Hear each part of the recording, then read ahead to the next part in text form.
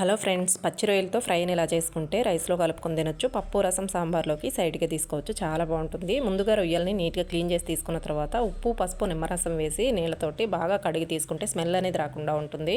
ఇక్కడ నేను తీసుకున్న రొయ్యలు కాస్త పెద్దగా ఉన్నాయి కాబట్టి కట్ చేసి తీసుకుంటున్నానండి, చిన్న చిన్న పీసెస్గా. ఫ్రై కాబట్టి ఇలా చేసుకుంటే చాలా బాగుంటుందన్నమాట. ఇందులోకి ఉప్పు, పసుపు, కారం వేసి బాగా కలుపుకొని మూత పెట్టేసి ఒక 10 నిమిషాలు పక్కన పెట్టుకున్న తర్వాత ఫ్రై చేసుకుంటే చాలా బాగుంటుంది. స్టవ్ మీద బాండిలోకి 2 టేబుల్ స్పూన్ల ఆయిల్ని తీసుకొని ఈ రొయ్యలు మొత్తాన్ని వేసి ఇందులోంచి వాటర్ మొత్తం ఇంకిపోయేంత వరకు ఫ్రై చేసి తీసుకుంటే రొయ్యలు బాగా ఉడికిపోతాయి.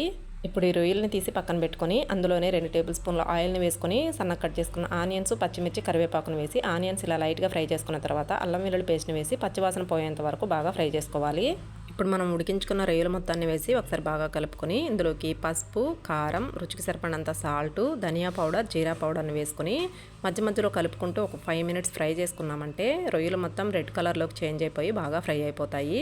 ఇలా ఫ్రై అయితే చాలా బాగుంటుందన్నమాట టేస్ట్. ఇప్పుడు ఇందులోకి garam masala 1 table spoon add చేసుకొని బాగా కలుపుకొని ఫైనల్గా సన్నగా కట్ చేసుకుని కొత్తిమీర యాడ్ చేసుకొని తీసుకుంటే ఎంతో టేస్టీ అయిన రొయ్యల ఫ్రై రెడీ.